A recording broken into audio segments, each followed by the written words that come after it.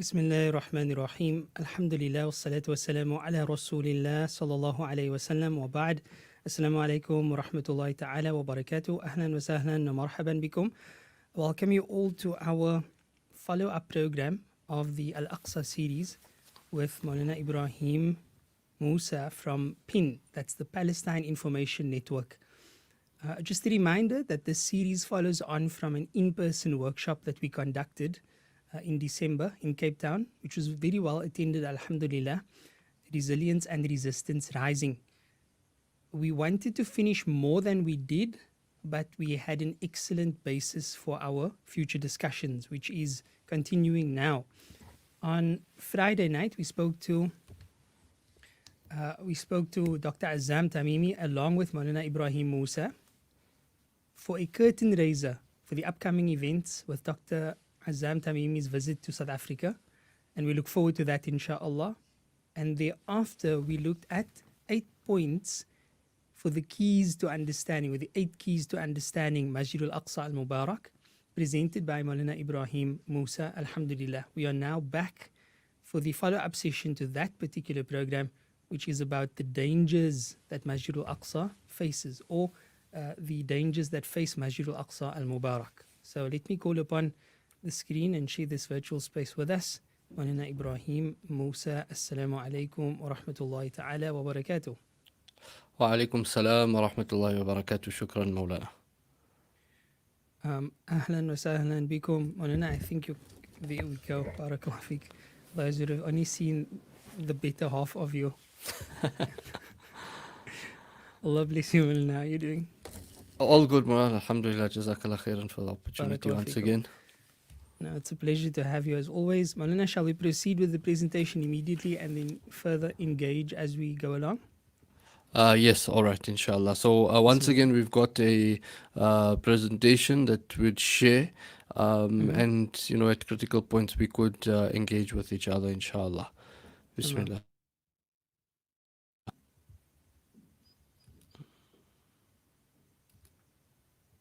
Maulana is also just busy experiencing load shedding at the moment, so we may have some connectivity issues, but bear with us, inshallah. We'll do as best as we can. So, Bismillah ar-Rahman ar-Rahim. We have, inshallah, before us the slogan that has been popularized by the likes of Shaykh Ra'id Salah, Hafidhullah, the man who is known as Shaykh Al-Aqsa, and for a number of years in the Palestinian interior, in Palestine, 1948, the Islamic movement would hold these mahrajans, or these rallies, and at these rallies the rallying cry was Al-Aqsa fi Khatar.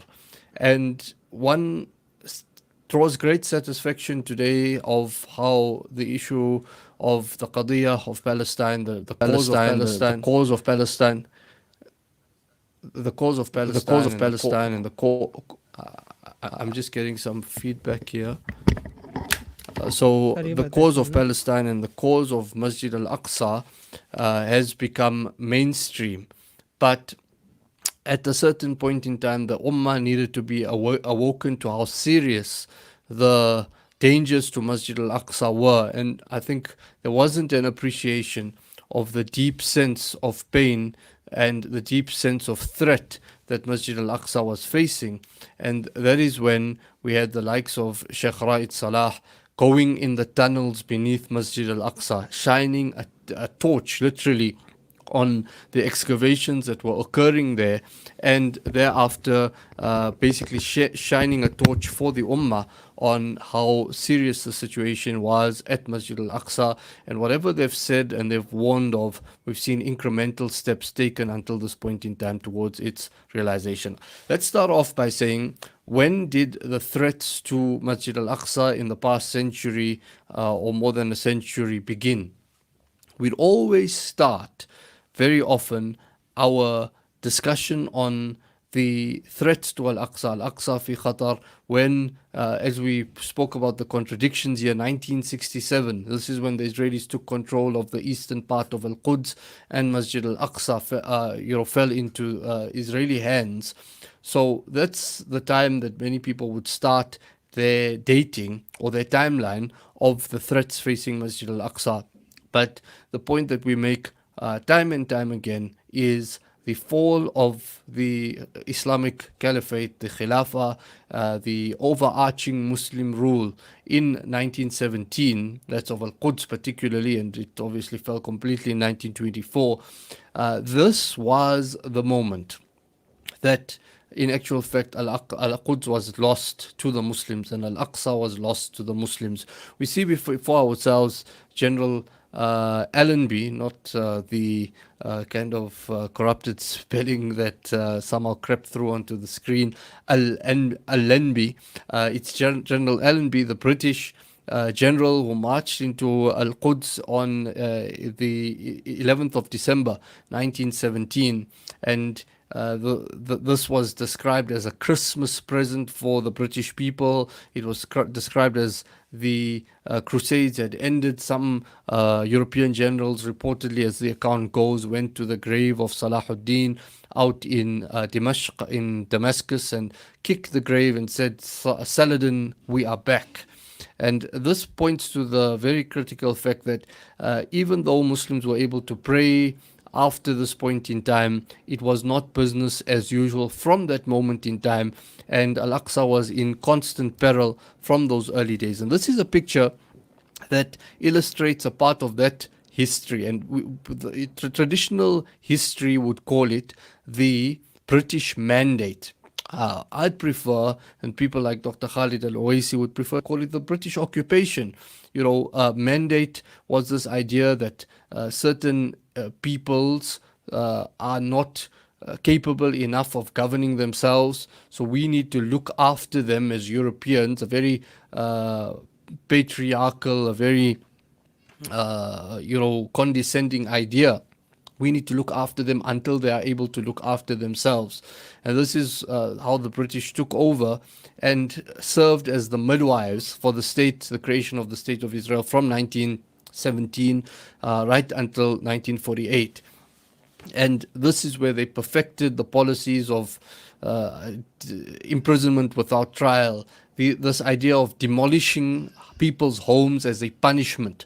It was actually started off by the British during this occupation period, and thereafter it was just inherited by the Israelis thereafter. And obviously, more than anything else, they created the institutions of state that the Israelis were to take over, and they provided the platform for mass Jewish immigration, Zionist immigration to the land of Palestine in this period. So this particular picture shows a moment whereby one of the punitive measures that the British had taken when the Palestinians had risen up in general revolts against British rule in the 1930s was to close off the entrances to Masjid al-Aqsa. And if we look at this history, then we would see that this history repeats itself time and time again in present time. Whenever an incident occurs, not even in Masjid al-Aqsa, but the environs of Masjid al-Aqsa or wider Al-Quds, one of the first things that the Israelis do is shut the entrances to Masjid al-Aqsa as a punitive measure. And we've had, for instance, for weeks, Masjid al-Aqsa was completely closed as a punitive measure. So this serves to underscore that the threats to Masjid al-Aqsa, ever since the overarching Muslim rule was lost, Al-Aqsa was in danger, and it doesn't start only in more recent decades. Let me put you in the focus. This is, as we pointed out, look at the whole picture. You remember that from last week. Look at the whole picture of Masjid al-Aqsa. There's the whole picture before your eyes. And on the western side, where I have put the yellow dots, that is effectively the region of the western perimeter wall of Masjid al-Aqsa, which is known as the Buraq Wall. and others sometimes have called it the Wailing Wall or the Western Wall. This is the Western Wall of the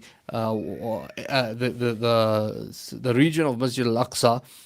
But this particular wall, I'm honing in on this wall at this moment in time because Masjid Al-Aqsa in the 1920s, 1929, this was the site of a major intifada. And the writer Ramzi Baroud, the Palestinian journalist, says that Palestinian history is not just one or two intifadas. Traditionally, people would say 1987 was the first intifada and the year 2000 was the second intifada. But he says Palestinian history is a history of constant uprisings. So here you have in 1927 or that period, you have the Zionist movement and settlers who've now come in, trying to stake a greater claim to this particular wall of Masjid Al-Aqsa. And the result was an uprising that resulted in a number of deaths of Palestinians as well as Jewish settlers at that time. And this is how the wall looks today. It's important to appreciate that although here we see the area outside Masjid Al-Aqsa in front of this wall as being a huge open air plaza that has been transformed into a synagogue. This, effectively at that moment in time, there was a small corridor that was available before the wall, but there was no open area. Wherever we see an open area, there was a bustling Palestinian neighborhood called the Maghariba or Moroccan neighborhood. And this neighborhood had awqaf dating from the time of Salahuddin, madaris from the time of Salahuddin, masajid, and we'll come to the story of what had happened there. But nonetheless, in 1927 and that period, we had the Jewish settlers trying to stake a claim to this wall and take incremental steps towards taking it over. And this shows the deep attachment that Palestinians had to Masjid Al-Aqsa. That firstly, the British on the one hand would see the depth of the connection and to be able to stifle the resistance or to be able to stifle the popular sentiment, they would put a dagger right in the heart of Masjid Al-Aqsa, prevent people from going there, knowing how this is the pulse of this community and this is the pulse of the Ummah. And then here we saw the attempts then to, while even a Jewish state or Zionist state is not established yet, the focal point now being on this area of Masjid Al-Aqsa and incrementally trying to take control of parts of this. This is essentially a recap question, which is the capital city of the State of Israel. We can open this up.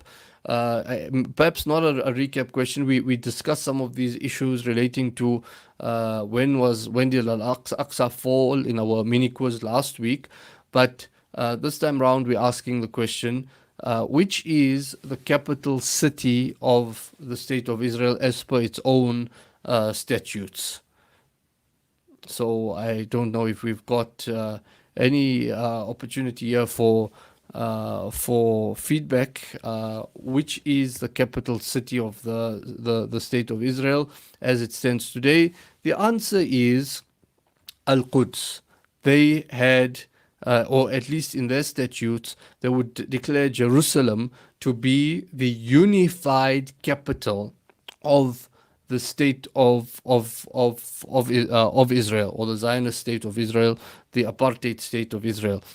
So Jerusalem is deemed to be their capital, and this didn't occur recently with the announcement of Donald Trump that he recognizes Jerusalem as the Israeli capital. This started all the way back in 1950, as somebody correctly pointed out in our last session, that the Israelis had taken over, as we can see in this next picture. We have this concept of the western part of Jerusalem, and you have the concept of the eastern part of Jerusalem. And in the intersecting those two is the old city, which is the ancient part of Jerusalem that incorporates these cobblestone stones, streets, and all Masjid al-Aqsa itself. So that's in between there. So the Zionists had taken over, as you could see, the western part of Jerusalem in 1948, depopulated it, and displaced people as a result of the Nakba. And that area that they had taken control of in 1948 was in 1950 then proclaimed to be, the state, the capital of the state, and so many important government institutions were moved there. We'd find many governments, foreign governments though, who would have embassies and the like in Tel Aviv.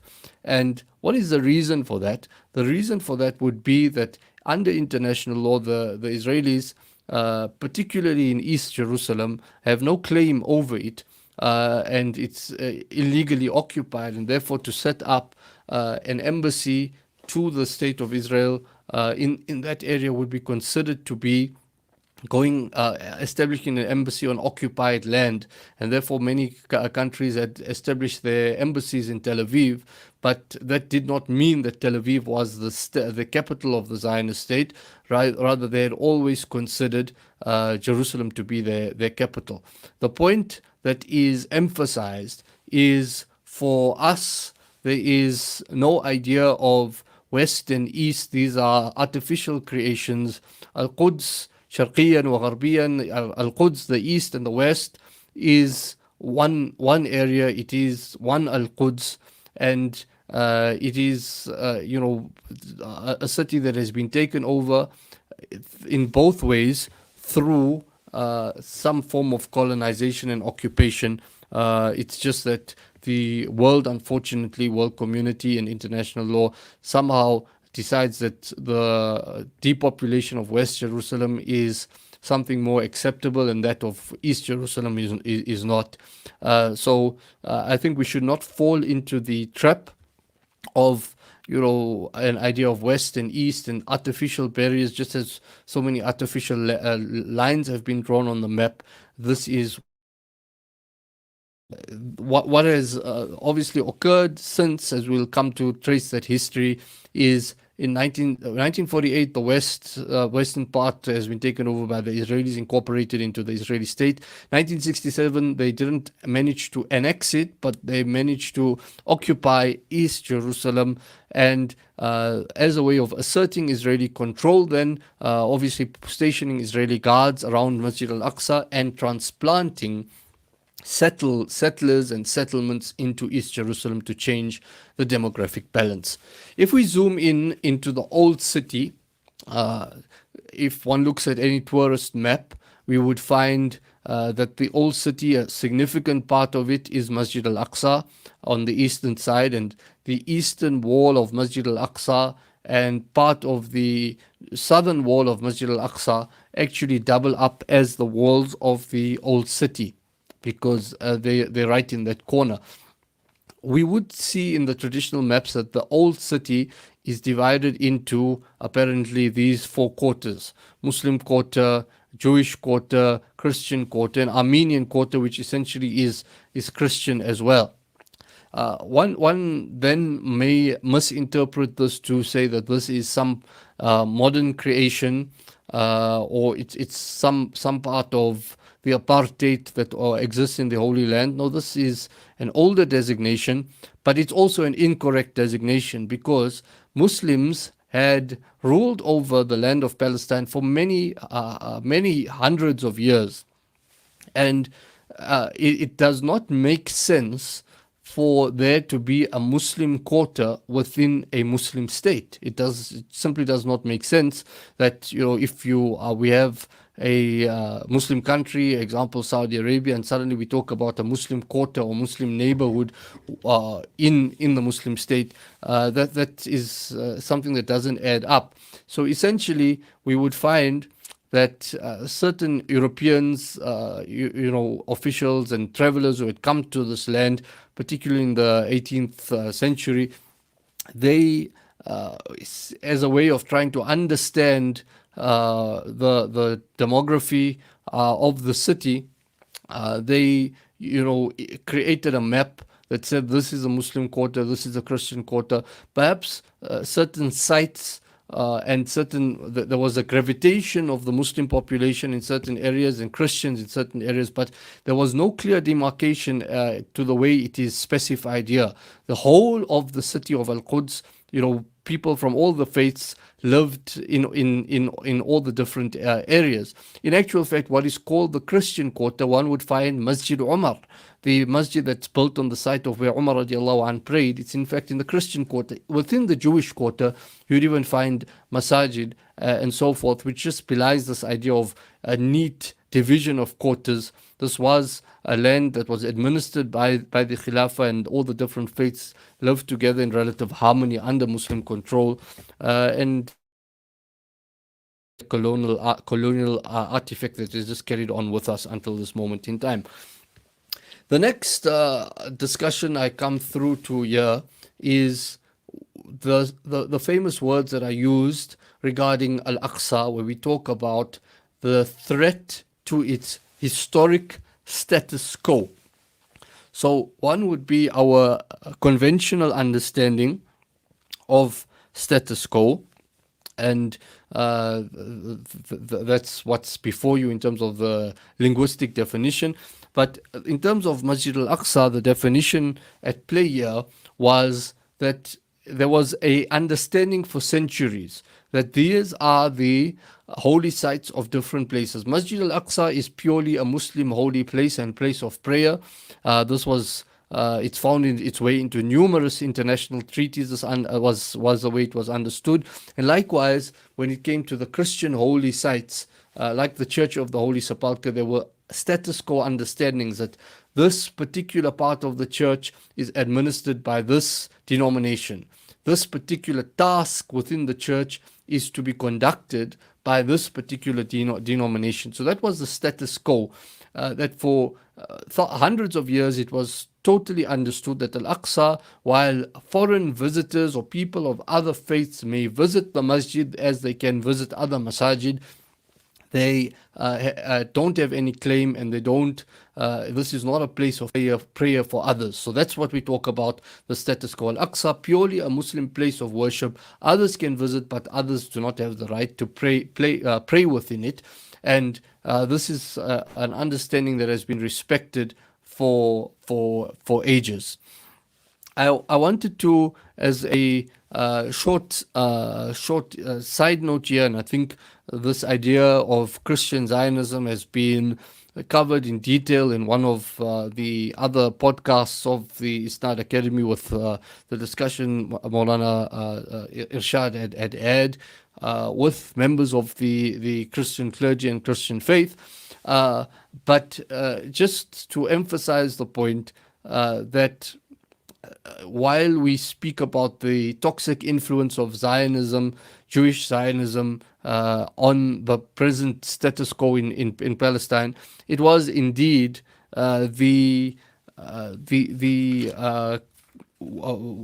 Christian Zionists who were actually the forerunners of the idea, and they picked up on Zionism way before this idea became mainstream within adherents of the Jewish faith, whereby they had an idea of solving the European Jewish problem, so quote unquote, where they had the idea that for end of time events to be able to play themselves out, the Jews need to move to this holy land. So we encourage their migration, we facilitate their migration. This will hasten the second coming of the Christ and the rapture. And essentially that belief also, while encouraging Jewish migration to the Holy Land, was effectively a idea to say that eventually the Jews would have to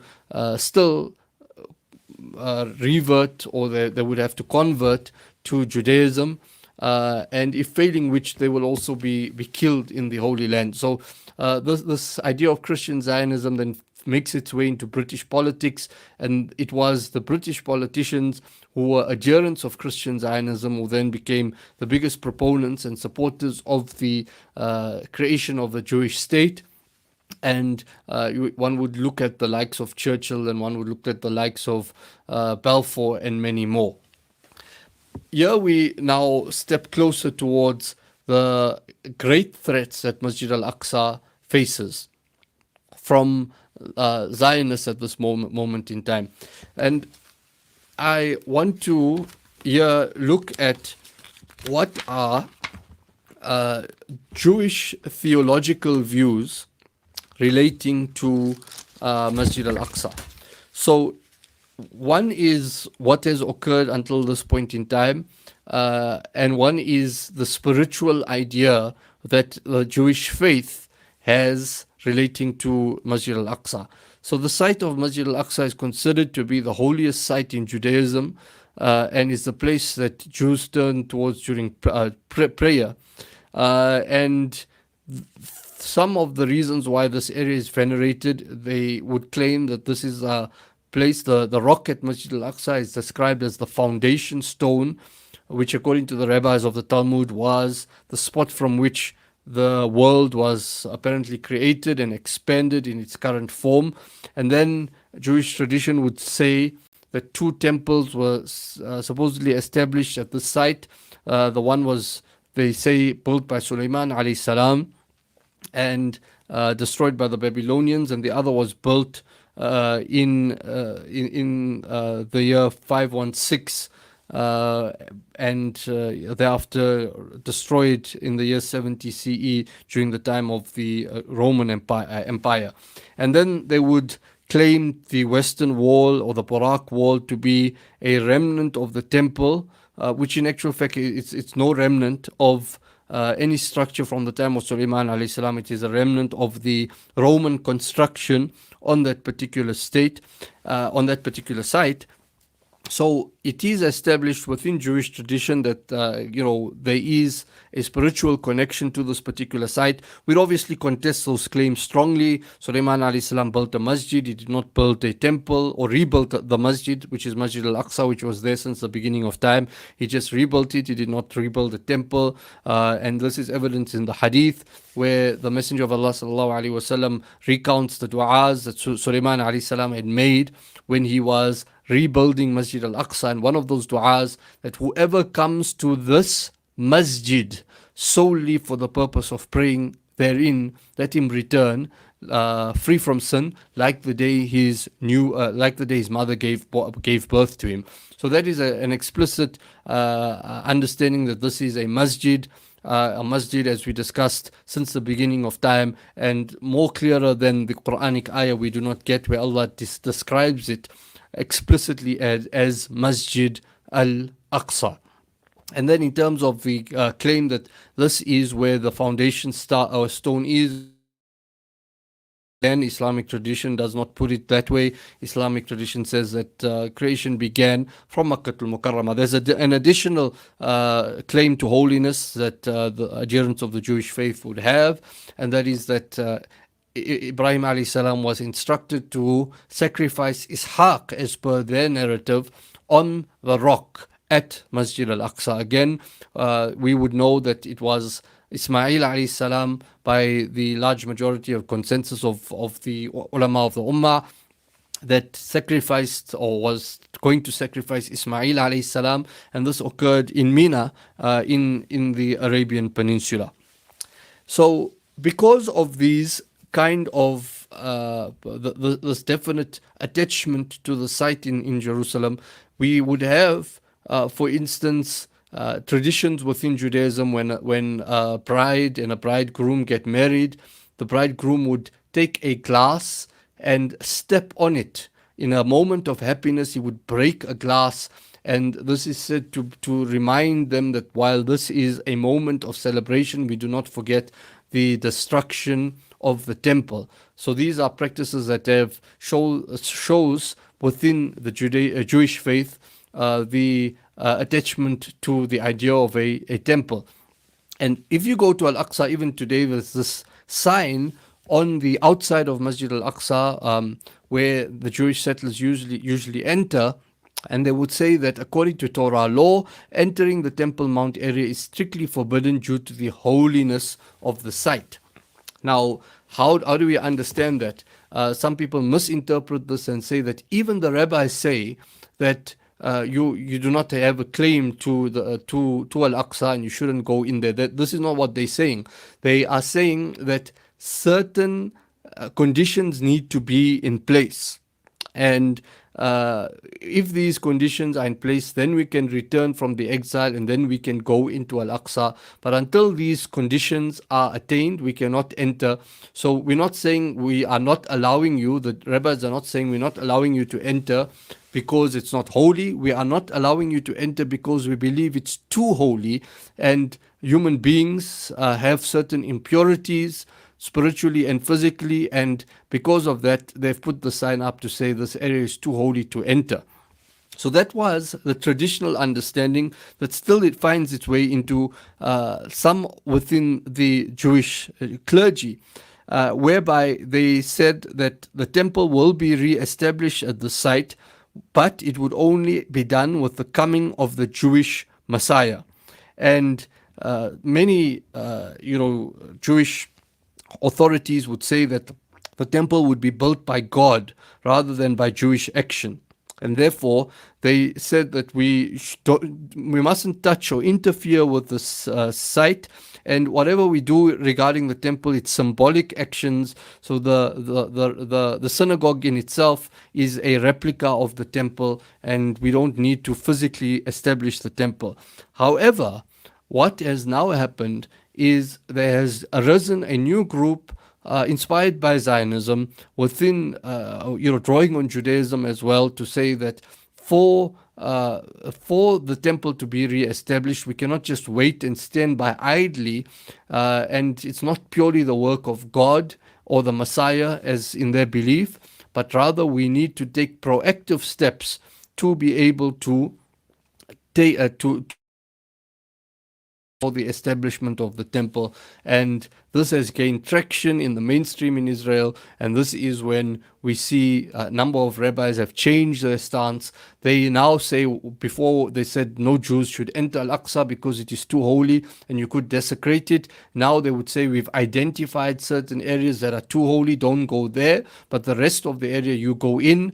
And this is a way that we'd be able to hasten again. So we see that the idea here from both sides, Christian Zionism drawing on this idea of hastening the end times, and similarly here now those who've taken this understanding of the Jewish faith or change the understanding, they also seek to hasten the re-establishment of the temple.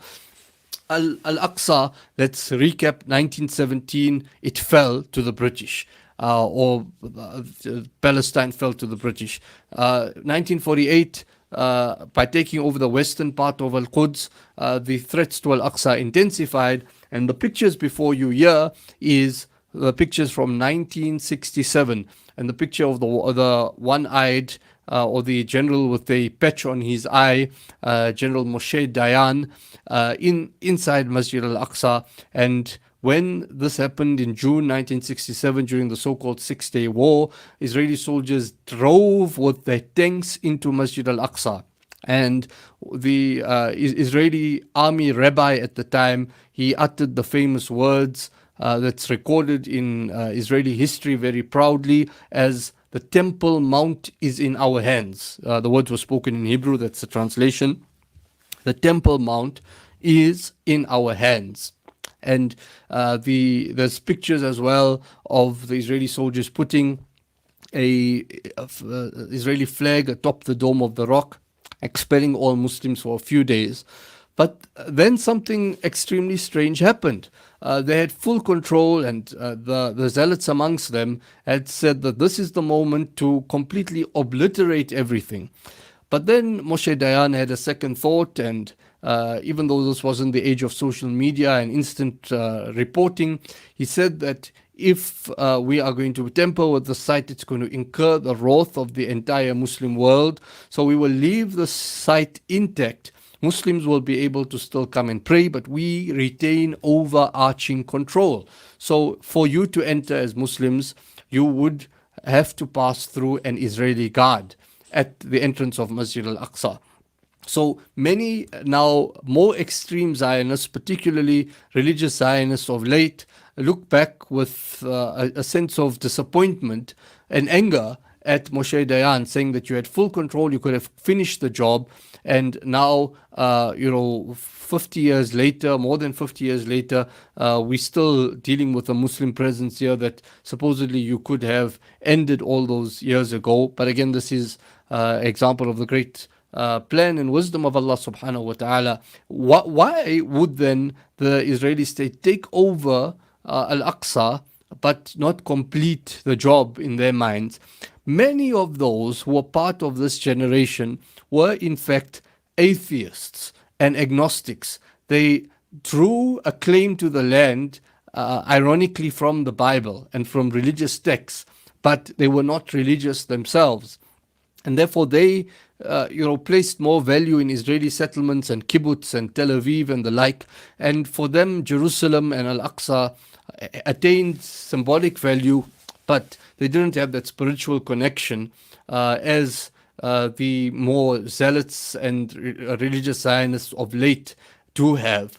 And therefore they did not temper and they left the awqaf at Masjid Al-Aqsa in charge of the site. But that shouldn't lull us into any sense of understanding that Al-Aqsa was safe. So Muslims could come to Al-Aqsa and pray, but was it indeed safe? No. From the moment of the Zionist takeover of the eastern part of Al-Quds and the occupation, it was Al-Aqsa in the eye of danger evermore. And let's appreciate the Zionist idea that لا معنى لإسرائيل بدون القدس. There is no meaning to the state of Israel without control of Al-Quds. And لا معنى لقدس بدون الهيكل. There is no meaning to Al-Quds without the establishment of the temple. At some points that pursuit was slow, it was put on the back burner, but it always remained a goal. So from 1967, immediately Muslims were said, okay, you could still pray in Masjid Al-Aqsa. But do you recognize this picture? I showed you how it looks today. This is the area outside Masjid Al-Aqsa, the Buraq wall of Masjid Al-Aqsa. An entire neighborhood existed here. 600 families, masajid, awqaf and the like, was entirely flattened in 1967, days after the Israeli takeover of Masjid Al-Aqsa. They transformed this into an open-air synagogue, and this is a place where huge numbers gather on important Israeli national occasions, and soldiers would also come here, to be able to be officiated within the Israeli army. So this is the Moroccan or Maghariba neighborhood completely flattened, and this gives us a taste of the dangers that are going to be facing Masjid Al-Aqsa from this point in time. It was bad in the British time, it was bad since 1948, but in 1967, this is when it went all out of bounds. The Zionist leader David Ben-Gurion, when the sign that said Buraq wall was shattered, he says, this is the best day of my life. Again indicating that the shattering of the Islamic identity and Muslim control were key ideas to be able to entrench the Zionist control. Now, this is to show us the video we're going to see now. It's a combination of two things.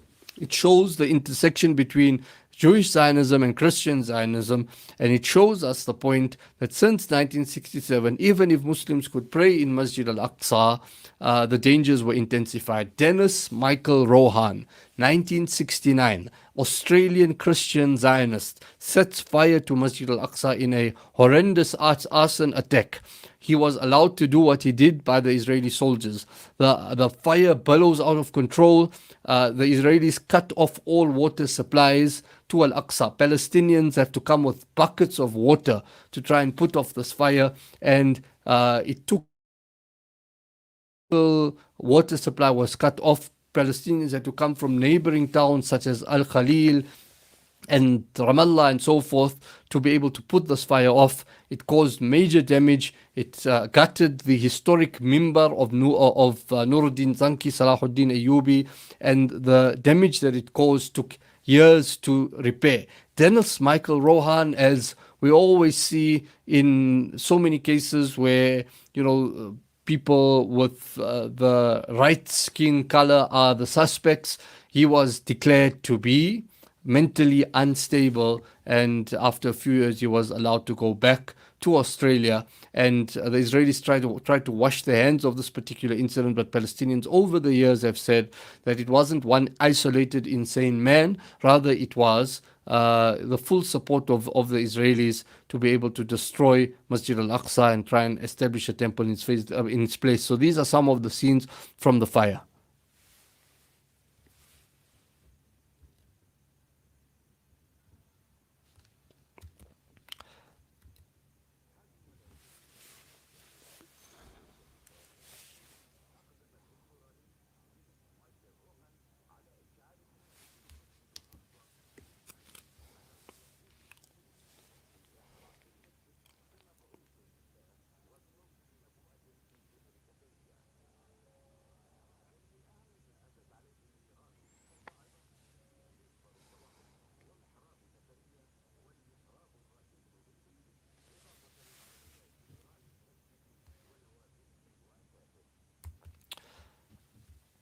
So those are some of the historic scenes, 1969, and from then we now have this status quo being maintained, that Muslims can pray at Masjid Al-Aqsa, but you are facing increasing harassment from Jewish settlers in the Israeli state.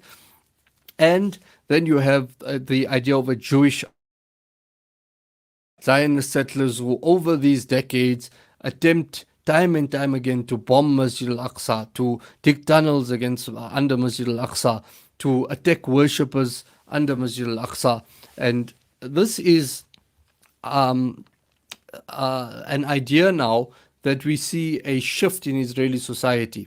So the official government agencies had an interest in Judaization of Al-Quds, changing the identity of Al-Quds, but they allowed Muslims to be at Masjid Al-Aqsa. But then you had your zealots in this period who said, let us finish the job, and planned many bombing events at Masjid Al-Aqsa. Israeli forces themselves would arrest Zionist zealots during this period and prevent them from some of these actions, believing them to be too extreme. Some of them, these Zionists who tried to attack Al-Aqsa during this period, were even put in jail by the Israeli government.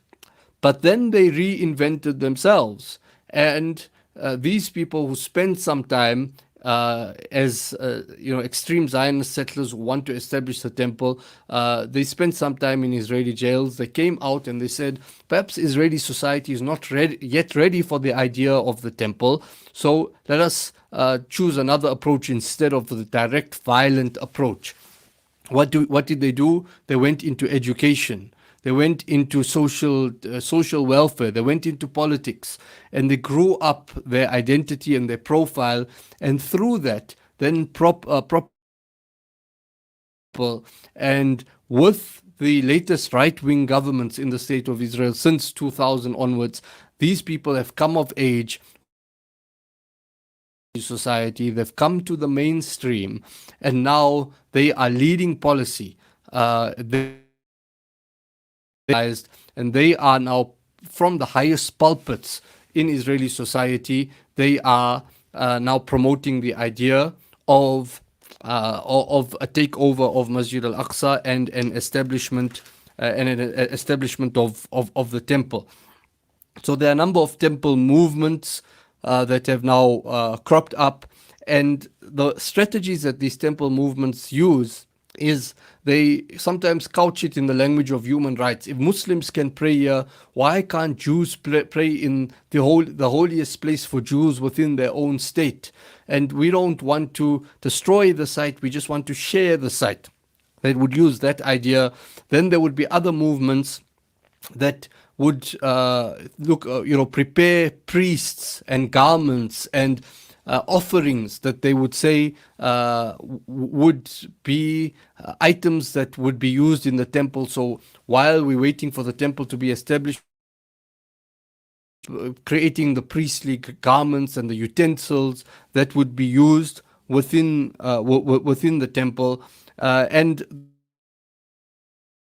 at play here is, instead of this frontal approach, let us attack and bomb Al-Aqsa, the idea was, let us increase the numbers of Jewish settlers who visit Masjid Al-Aqsa, and we would say who make incursions or break into Masjid Al-Aqsa. So the idea was, then let us apply pressure on the Israeli government by sending large numbers of settlers inside Masjid Al-Aqsa. Let us come on these pilgrimages or these tours. They call it ascending the Temple Mount. Let's come in, let us build an attachment, and if we increase the numbers so significantly, particularly on our holidays, this would prompt the Israeli government to say that there are significant numbers of Jews coming here, and this necessitates now sharing the site or full takeover of the site. So this is the change that have taken place from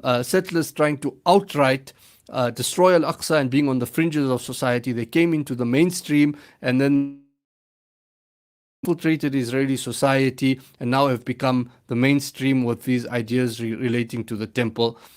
When Jewish settlers come to Masjid Al-Aqsa, this is how they enter, and this is some of the actions that they do inside Al-Aqsa. The subtitles in this video are according to their particular narrative and worldview. We'll go back there.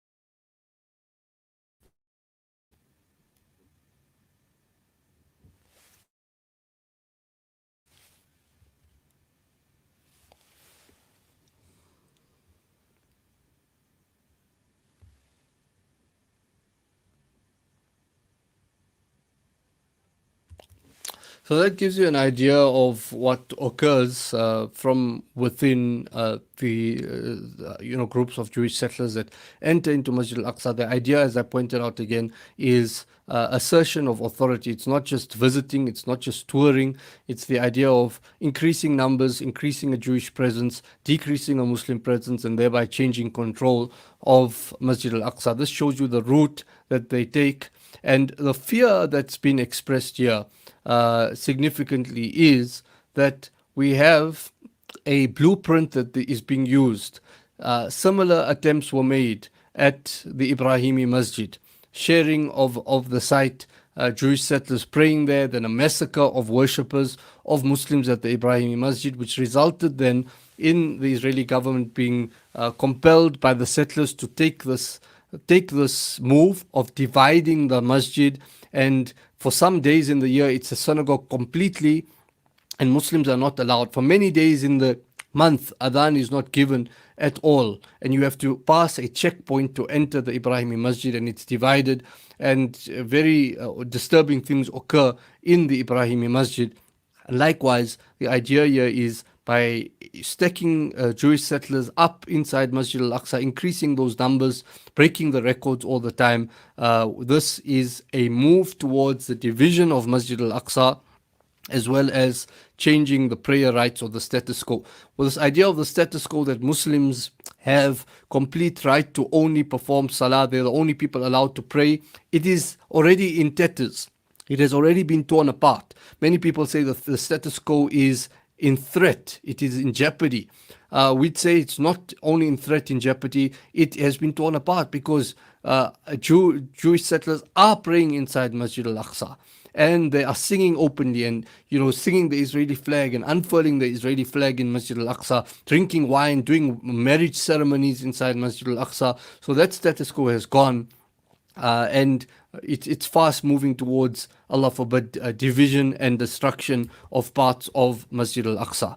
So one strategy is sending settlers to Al-Aqsa to increase the numbers and thereby force the Israeli government, force the hand of Israeli government to change who controls the site, and to limit Muslim interaction with the site altogether completely.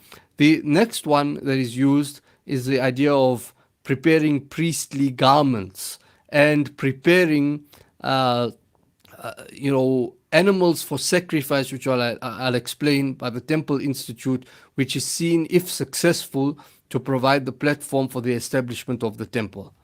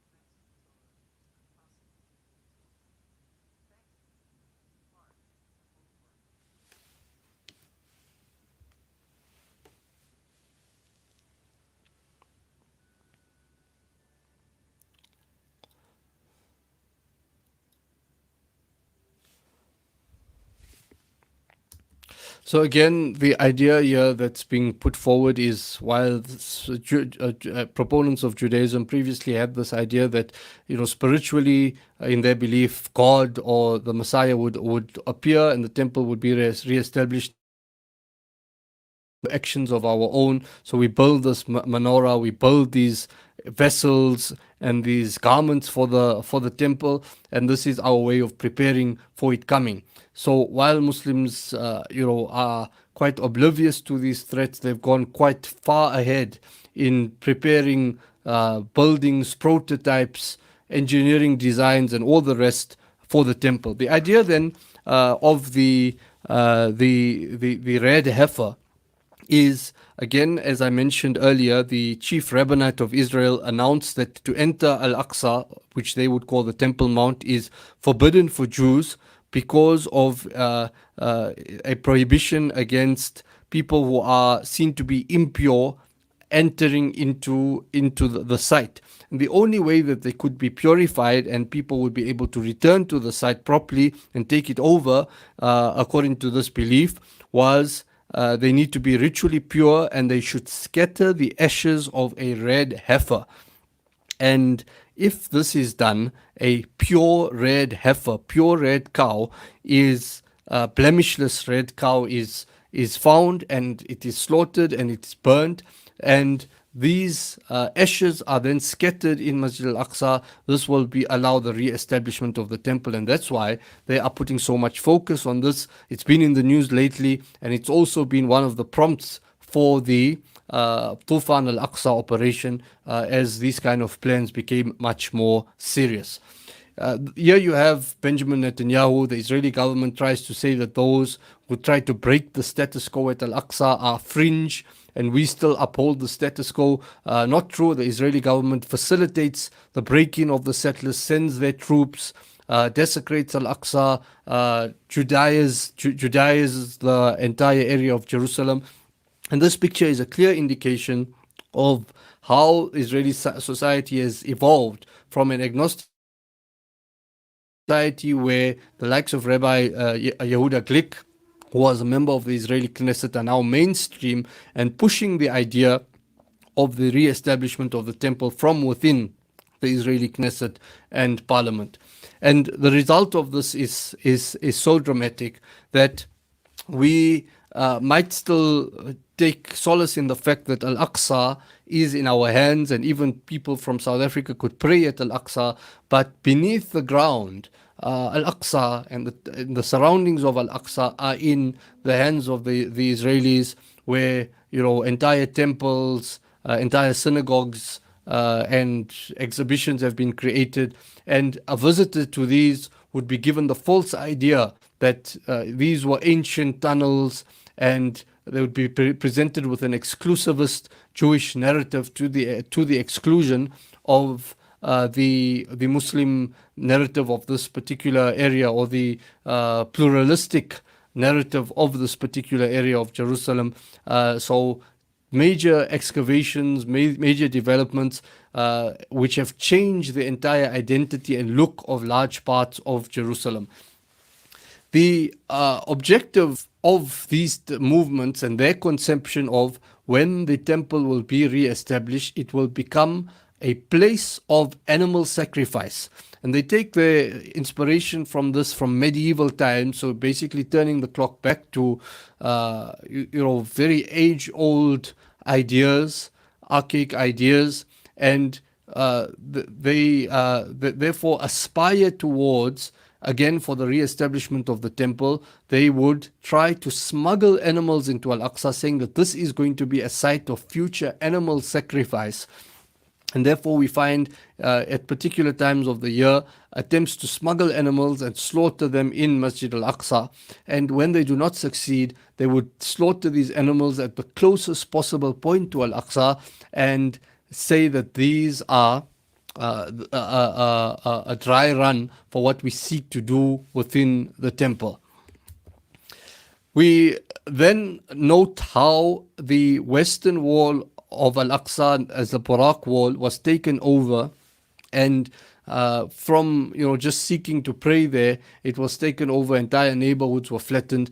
Now, as you would go back to if we go back to this particular map, you see that what is described as the stopping point of the settlers. So when they come in this uninhabited or this uncultivated area of Al-Aqsa, or unbuilt up area of Al-Aqsa, the eastern region, they would congregate in that particular area and perform rituals. And this is the Bab al-Rahma, or eastern area of Masjid Al-Aqsa. And a lot of concern has been now raised about the trying to carve out that area as a synagogue and as a first step towards division of Masjid Al-Aqsa. And therefore the Palestinians in 2019 took claiming a building that the Israelis had prohibited use for the Muslims for a long period of time, which was the Bab al-Rahma building. They took it back forcefully so that any claim of the Israelis trying to infringe on this area would be thwarted. But still, till today, Muslims who try to go to this eastern area of Masjid Al-Aqsa are harassed. They are deported from the masjid, and it's very difficult for people to pray inside that Bab al-Rahma building without scrutiny from the Israelis. This then points us to the direction of two Israeli plans, Taqsim Makani and Taqsim Zaman. Time division of Masjid Al-Aqsa and the spatial division of Masjid Al-Aqsa. The idea is to take over the entire site, to take over entire Palestine, full-scale occupation, mass dispossession. As we shared in our course in Cape Town, one of the mantras, if you'd like, that we can attribute towards the Israeli plan is maximum Palestinian geography with minimum Palestinian demography. So taking the majority of the land, as little Palestinians or no Palestinians at all. So similarly, that battle that's playing out in all of Palestine is mirrored here inside Masjid Al-Aqsa. How does this happen? The Israelis effectively are achieving this, whereby the plan of time division would say that Muslims, you could use the masjid for salah at the actual salah time, but beyond that, when it is not salah time, you need to relinquish the site. So, for example, read Fajr and get out, and we will then have control over the site from this huge period between Fajr and Dhuhr and other periods of the day as well. So that's the idea of time division, which is a kind of reality, because when these settler incursions occur, they are accompanied by Israeli soldiers and Muslims who are in the masjid. They are forced to leave the masjid. Those who are outside and want to come in are not allowed in. And those who are in and manage to stay in are put under immense pressure, and their movements are severely restricted, and they can come nowhere near the settlers. So effectively, this is already a reality that when settlers are in Al-Aqsa, Muslims are being barred from the masjid.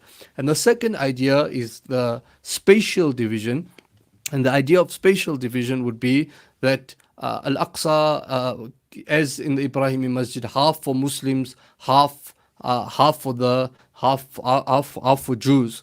And this is where the Zionists, obviously congregating in the eastern area of Masjid Al-Aqsa, as you can see, are obviously making very serious attempts to take over and establish structures in that particular area. And here, something that becomes very important for us is when we visit Al-Aqsa, let us try to visit all year round, so that a Muslim presence is maintained right through. Ramadan is great, thousands would come, and there's a great feeling in Ramadan, but try to come throughout the year. Secondly, when we come to Masjid Al-Aqsa, let us not only, since the entire area is Al-Aqsa, and the entire area is precious, entire area you get the same reward, let us diversify our ibadah, or places of ibadah, not only to the covered sites, the Qibli and the Dome of the Rock, but pray all over Al-Aqsa. And the next point it emphasizes is that Palestinians themselves, people of Jerusalem, are many times restricted from coming to Al-Aqsa. So this responsibility of populating and keeping Al-Aqsa busy falls onto our shoulders. And lastly, a point here would be, we would have to appreciate again the definition of Al-Aqsa, that Al-Aqsa is this entire world of area. By having an incorrect definition that only this dome or that dome is Al-Aqsa, we are falling into a Zionist plot for the takeover of Al-Aqsa. So, they want us to be content within these domed structures, which effectively are just a small part of Al-Aqsa, leaving the vast majority open for their exploitation. And the seriousness of this idea is that it has crept its way even into Donald Trump's Abraham Accords, normalization, the deal of the century, where it was promulgated that people of every faith should be permitted to pray on the Temple Mount, taking into account the times of each religion's prayers and holidays, which, if one reads not even too deeply through the lines, is an attempt to be able to enforce this idea of time and spatial division of Masjid Al-Aqsa. But the division is just a stepping stone towards the greater ideal, which is the establishment of the temple. And the most holy part of the temple, as is envisaged by these plans, is the area of the Dome of the Rock. Again, emphasizing that the Dome of the Rock, some people would seek to trivialize it and say this is not Al-Aqsa. Indeed, it is Al-Aqsa, and actually the centerpiece of Zionist designs, and their eyes do fall more than anything else on the Dome of the Rock and the destruction of the Dome of the Rock. From the direct dangers facing Masjid Al-Aqsa, as we come towards the conclusion, let us look at the dangers that are faced by Palestinians in Jerusalem of Masjid Al-Aqsa, and one of them is the permit regime that the Israelis have in place, poor service delivery, poverty, attacking people in terms of not allowing them to use their own educational syllabi, have to use the Israeli educational syllabi. So these are the threats faced by people of Jerusalem by an attempt to depopulate the area of its Muslim or Palestinian defenders. Similarly, as there are attacks on Al-Aqsa, there are also attacks on Christian Palestinians and the Church of the Holy Sepulchre. And one of the means used here is if Palestinians cannot extend their homes. So a house, there's natural growth within families. And there are children, and then children grow older, and children get married, and they have their own children. But there are no new projects for Palestinian urban growth that are allowed, no development plans. And then when Palestinians seek to, in Jerusalem particularly, seek to extend their homes, they would have to go through an onerous process, lots of bureaucracy, lots of red tape, going to the Israeli government, seeking permission, paying so many fees, and eventually, after sometimes years of application, months of application, and paying so much, they are denied the ability to extend their homes, leaving them with no choice but to do it illegally. But as soon as they do it illegally, Palestinians in Jerusalem particularly are then fined and are told that they need to demolish their homes. And very often when they demolish their homes, they opt to do it, as we'll see now, with their own hands, because the Israelis would say that if we demolish your home, you need to pay us a fee for demolishing your home. That is how immoral this is. So Palestinians, the cherished homes that they've built with their own hands, they have to break it down with their own hands in front of the children, leaving them with no answers before the shocked eyes of their children. Why are you breaking down our own house? And it's gone to the extent that after the home is demolished, you still have to pay additional fines to the Israelis to remove.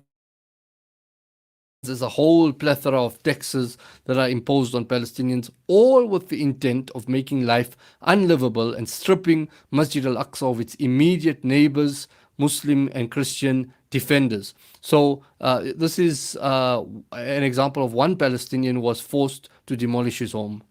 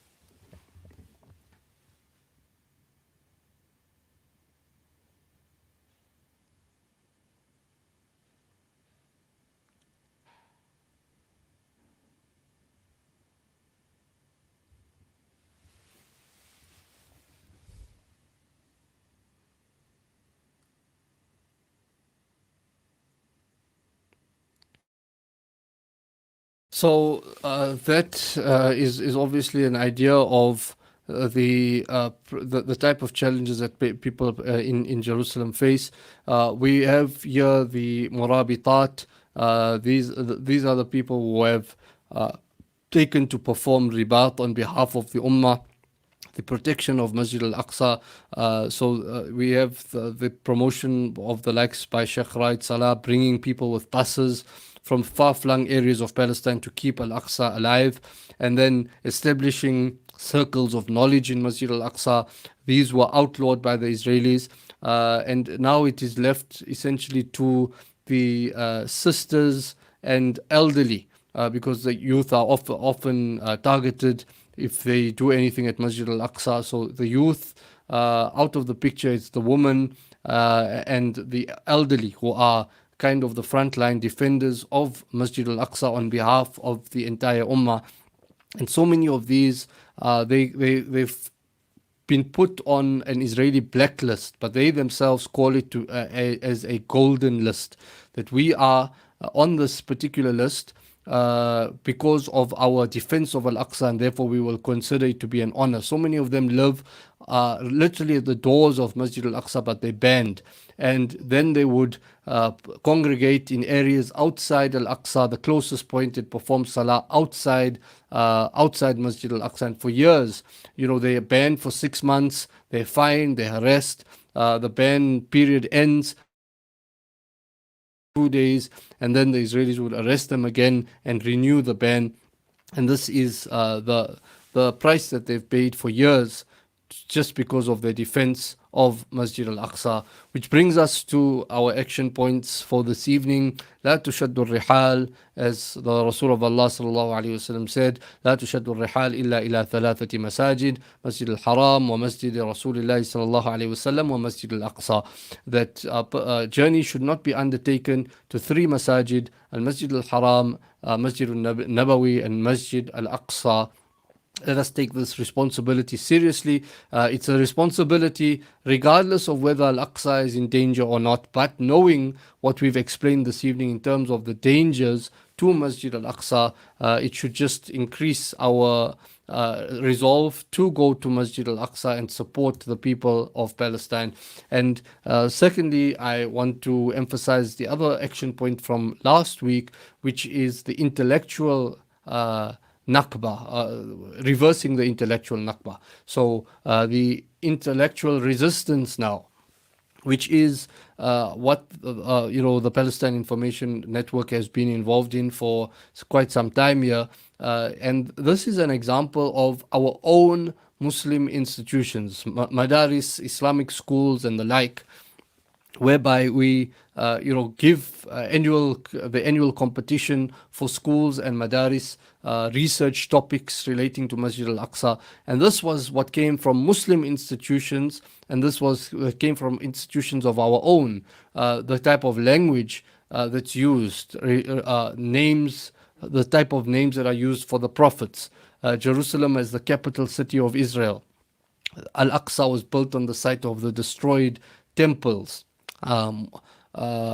Muslims believe, it doesn't obviously show a conviction in terms of, it is believed that the Prophet Muhammad embarked on the night journey. Almost a type of language that casts doubt whether this actually occurs.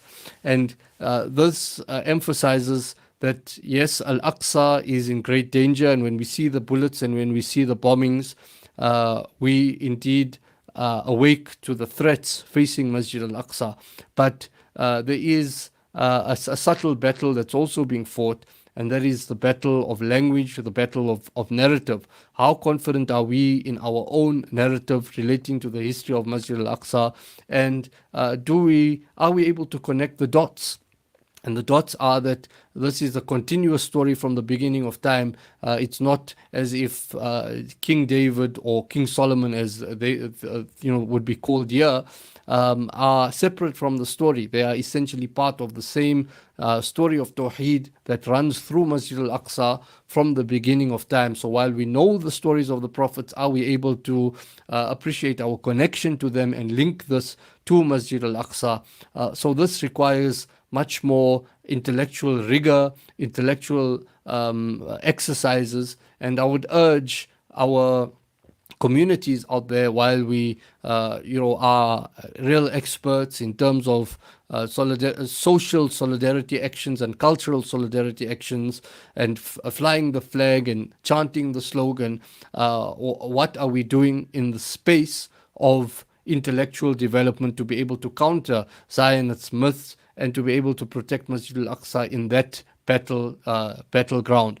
We remind ourselves of the words of Salahuddin al-Ayyubi rahimahullah, who said that I did not liberate Al-Aqsa by my sword, rather I liberated it by the pen of Qadi al-Fadil, showing the value of knowledge. And it was the sittings of knowledge, the sittings of Fadail Bayt al-Maqdis, the maqra'as, where people would gather around the Muslim world to read the virtues of Bayt al-Maqdis, that provided the momentum for the liberation of Al-Aqsa, again emphasizing the spiritual as well as intellectual role that needs to be played here. So my 2 action points: make that resolve to visit Masjid al-Aqsa. Physically, it will change your entire perspective, and so much could be achieved out of that. And secondly, let us come towards fighting the battle intellectually and educating ourselves properly on the correct use of terminology and the correct narrative when it comes to Masjid al-Aqsa and broader Palestine. And I'll conclude with this particular saying, which says that there is no Isra there is no Mi'raj for this Ummah without Isra to Masjid al-Aqsa. There is no Mi'raj for this Ummah without Isra to Masjid al-Aqsa.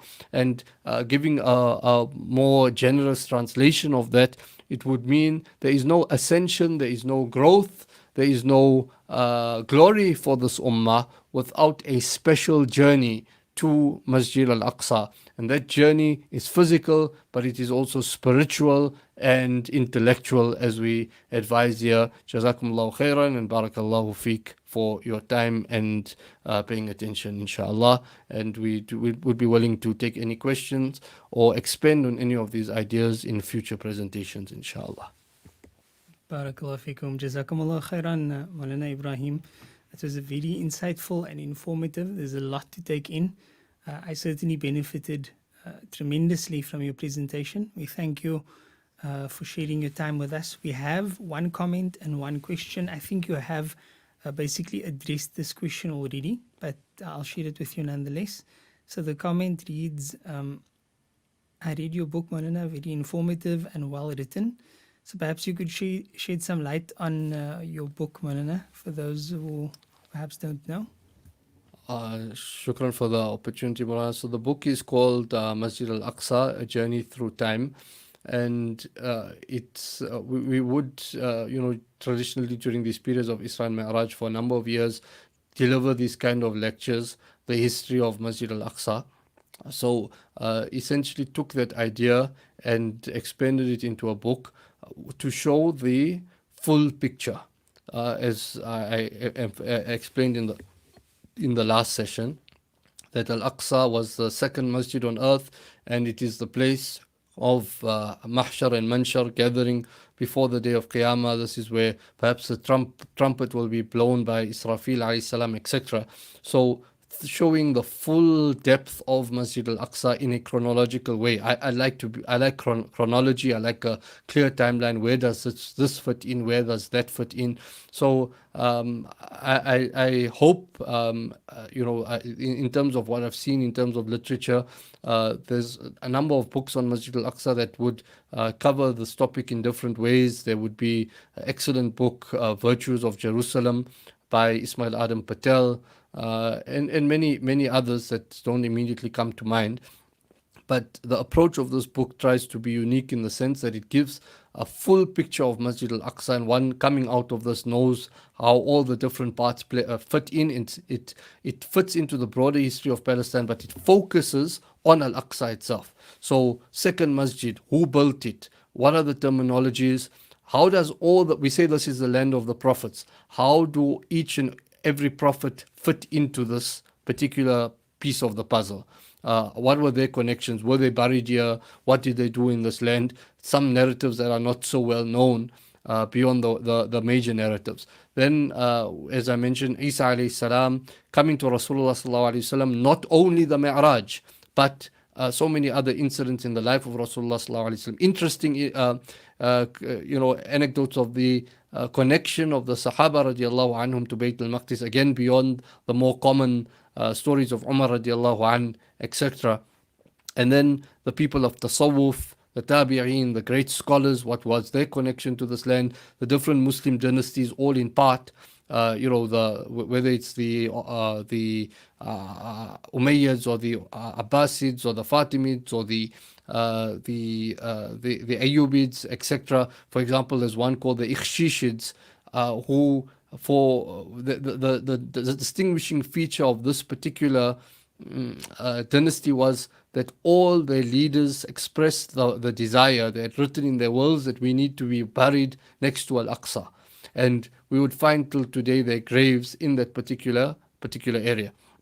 And after that, we come to the present time, talking about how Al-Aqsa fell, the British, the Zionists, the present status quo, and it doesn't stop there, because it then goes on to Islamic eschatology and describing all the ahadith and the narrations that mention events that will happen, particularly in the end times relating to Masjid al-Aqsa, culminating with Qiyamah, and a short portion then about our responsibility towards Masjid al-Aqsa.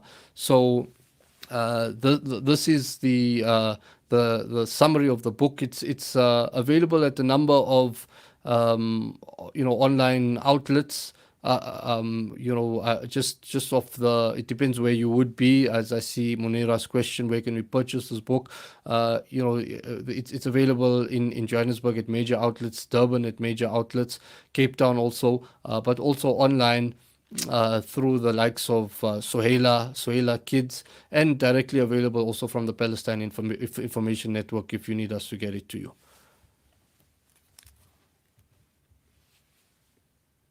Maulana, Jazakumullah khairan. Do you perhaps have a book at hand that we could have a look at?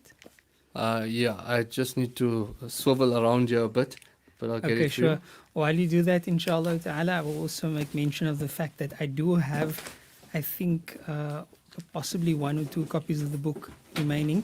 But because I'm not sure and I don't know where it is yet, I'm not going to give my information. There you go, that's the book. Yeah, so it's full color, and approximately, as you'd see, 210 pages approximately. Okay, barakallahu fikum. So the easiest way to find it would basically be online. Yes, one easy portal that's available online would be Sohaila Kids. They've got ample supply of the book, and they supply nationwide. I'm just putting that forward as an online platform, easily accessible, but there are bricks and mortar stores in all the different areas. And if you reach out to myself for Palestine Information, which you'd be able to also assist with the details, we'd also be able to send it to you. Tamam, inshallah, barakallahu fiqh. And then finally, is just visiting and reading Salah in Al-Aqsa enough of an effort to protect Al-Aqsa by Muslims from around the world? That's an excellent question. And I think that a bit of complacency has been developed into this, where I think there is space for healthy critique, that there are a number of people who would go from countries like South Africa, but would remain totally oblivious to the plight of the Palestinians, not making the informed and ethical trips that is required of them, I would feel. So people would go to Jerusalem, have a ball of a time as a tourist, enjoy great amenities, eat great food, and come home and say this was an exceptional trip and a great trip, and it was totally fine. We didn't experience any difficulties. in my opinion, to the daily lived experiences of Palestinians. So we are not saying do not go to Masjid al-Aqsa. We need to go to Masjid al-Aqsa, particularly because people so close cannot go. So us on the outside need to fill that gap, need to fill that vacuum, but we need to do it correctly. So make Al-Aqsa the center point of this visit. Spend the majority of time in Al-Aqsa. Spend time in the different areas of Al-Aqsa. Conduct circles of knowledge inside Al-Aqsa. Increase the amount of spiritual practice in Masjid al-Aqsa. And then if we were to spend our money, make sure we're spending it ethically on Palestinian-owned businesses and not on service. Inevitably, some portion of our money is going to go to the occupier, whether we like it or not. But beyond what is unavoidable, we need to spend the rest of that money on Palestinian-owned businesses, uplifting the Palestinian economy, and spending quality time with the Palestinians to know what is really happening. We shouldn't. I give this example that many Zionists take paid junkets or Haspara visits. People from South Africa sponsor them, fully expenses paid visit, and a person goes, only sees selective things, and comes back and says, this was a great visit. Based on what he saw, and maybe he genuinely believes that because he was only exposed to one side of the picture. And similarly, sometimes our trips can fall into that kind of category whereby we fail to acknowledge the deep-seatedness of the occupation because we have blinkers on. So that can only happen if we go well prepared beforehand. But visiting is very important, and it should occur while that window for doing so is available, but that cannot be divorced. So sometimes people would say, yeah, this hadith speaks about go and make the visits to Al-Aqsa, go there solely for the purpose of performing salah, 100%. But then there's other injunctions in our deen to fight for justice. There's other injunctions in our deen to speak out, to follow, speak truth in the face of an occupier. Do not financially support the oppression. So we have to then, while visiting, not stop at that point, and also bring the full bouquet of activism to play as well. Naam, barakallah fikum. Malana, an excellent opportunity awaits us in the coming days. This is Al-Aqsa week. I'd like you to take this final moment of the live stream just to tell us a bit more about Al-Aqsa week, and also remind us about the coming of our esteemed guest, Dr. Azzam Tamimi, bi'idhnillah. Jazakumullah khairan. So the Aqsa Week is an international initiative that started in 2017 to deepen our love and connection to Masjid al-Aqsa. And the key point of this week is to establish ownership, our personal sense of responsibility for Masjid al-Aqsa. And what is being advocated here is everybody within your capacity as a teacher, as a principal, as a scholar, as a imam, as a parent. Let us do something more to enhance our connection to Masjid al-Aqsa. There's lots of campaigns available, daily material being shared, online programs that you can join, physical programs that you can join. There's nothing prescriptive, just go all out, put energy in it, put creativity in it, and learn more about Al-Aqsa, speak more about Al-Aqsa, particularly in this week. And my particular call would be that it's impossible in these current circumstances to talk about Al-Aqsa in some kind of vacuum and some kind of spiritual bliss without focusing on what is occurring in the Gaza Strip. So focus on Al-Aqsa, but see the links that Al-Aqsa, what people are sacrificing for in the Gaza Strip is هذا فداء للأقصى. This is our ransom, this is our sacrifice that we are making for Al-Aqsa. What a great sacrifice and a noble sacrifice is being made for Masjid al-Aqsa. So everything we see in Gaza is in actual fact a sacrifice for Masjid al-Aqsa, as the operation itself is known, Tufan al-Aqsa. So always remember that in these particular moments, when we talk about Masjid Al-Aqsa and we increase the love of Aqsa. Whatever we do, create visibility about it online, put it on our statuses, put it on our stories, post it online, and use the hashtag Love Al-Aqsa to show that the Israeli assaults, the Judaization, the attacks on Gaza, all the apartheid policies are there to sever the connection of people to the land and people to Masjid al-Aqsa. No, it's not going to succeed. Indeed, if anything occurs, it is going to enhance our connection to Masjid al-Aqsa. So participate in all. Also our handles, the PIN, the first Qibla handle, will have a lot of details on Twitter and Facebook and Instagram relating to the activities of the week. And Dr. Azam Tamimi, as we hosted on our previous podcast, is coming through on Wednesday, inshallah.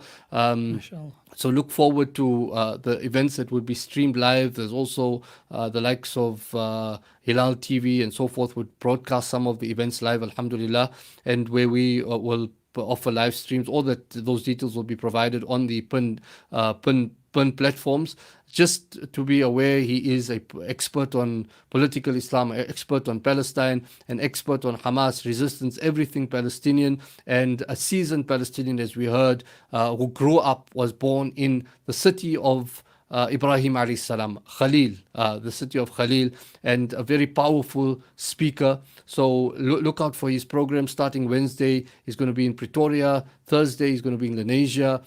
Friday he's going to be in Bosmont for Jumu'ah and Solidarity program. In the evening, Cape Town, 2 major programs so far confirmed that you can plug into. He's going to be in the Burkap on Saturday afternoon and evening, joining particularly in the Awal Masjid after Maghrib, and Masjid al-Quds on Sunday evening for a very special program that's come out in our numbers and benefit tremendously, inshallah. Maulana, you gave your Johannesburg side of you away now when you pronounced it Burkap. All right. You need to convert over to the Cape Townian side of you when you communicate Cape Townian words. All right, give me the lesson. Burkap. Yes. Allah bless. Okay, and it's You'll not. be arriving. Bismillah. We will be there on Sunday morning as well. So will it be cook sisters or co-sisters? Inna lillahi wa inna ilayhi raji'un. There's only one option. We won't delve into that one now. Maulana, it was very beneficial. It was informative. We appreciate your time and your sacrifice. May Allah accept. May He liberate Al-Quds. There was a number of interesting things that stood out for me that I would have liked to discuss further, but I'm going to ask you.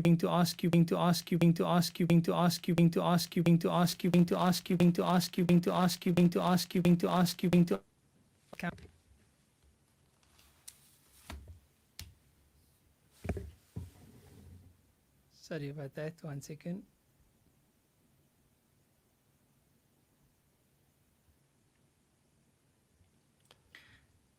My apologies. So the idea of hastening Qiyamah, I mean, the first verse of Surah Al-Nahl, stood out for me. Ata amrullah, fala tasta'jiluhu. The command of Allah is coming. Don't seek to hasten it. And this is something that is common within Christian Zionism as well as Zionism proper.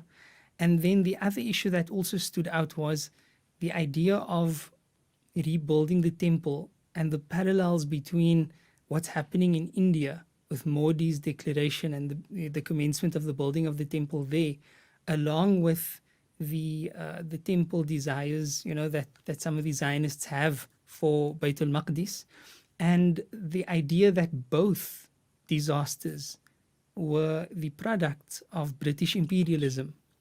And this is something that we need to give due attention to, because, subhanAllah, the more you learn about history, the more you understand that the British were behind everything. They really did everything. They were responsible for our own oppression here in South Africa. They were responsible for what took place in India and in Palestine and many other places. So, those are some of the side issues that sort of stood out for me as possible further discussions on the issues related directly to Masjid Al-Aqsa Al-Mubarak. And inshallah, may Allah grant us the opportunity and the tawfiq to take that discussion further. Bi-idhnillahi ta'ala. Thank you so much, Maulana. Any final closing words from yourself, and then we depart? No, absolutely nothing at all, inshallah. just to just keep up those constant practices, dua every day for Masjid Al-Aqsa, following the news of Masjid Al-Aqsa, learning something new about Masjid Al-Aqsa and sharing that with others. And that key big point then is, after all of those regular things, let's look at the big thing, which is, what is my gift? What is your gift for Masjid Al-Aqsa? What is that big thing, that major contribution that I'm going to make, that inshallah I'll definitely be remembered in the akhirah, but also in this world it will be some tangible sign of my connection and contribution to Masjid Al-Aqsa. And I'll just give this one idea. This is not, the gift is bigger than this, but we've had this idea of, or we've put out a signboard, at different institutions here in Johannesburg, which puts a picture of Al-Aqsa at a prominent place at the entrance of the institution, and it says so many kilometers to Masjid Al-Aqsa. So from Benoni, 7,244 kilometers, for example, to Masjid Al-Aqsa. So each and every time you look at that board, you are reminded. So, visible reminders all the time reminds you of Masjid Al-Aqsa, keeps it within your consciousness. And as they say, Al-Aqsa is neither close nor far. It is as near, or it's only to the extent, its distance is only to the extent of your determination. So we could be very far away, but we could be statement. very close, but we could be extremely far. It's obviously what's our willpower and our interest in the particular issue. So let's put something in our homes, on our statuses, to remind ourselves continuously, and let's work towards the liberation, inshallah. Ameen, Ya Rabbal Alameen. May Allah grant us to pray in Masjid Al-Aqsa when it is free and majestic. Allah bless. Assalamu alaikum wa rahmatullahi wa barakatuh.